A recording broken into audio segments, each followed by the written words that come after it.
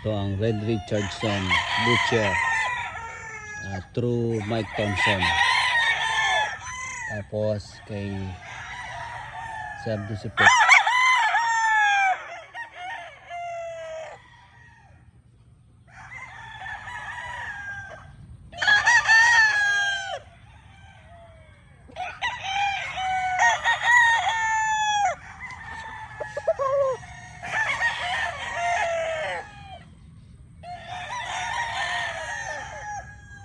Uri-legged butcher.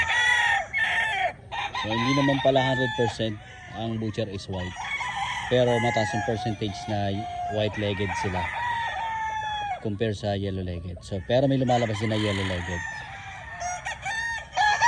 Kaya itong butcher na to, Red Richardson yellow-legged butcher.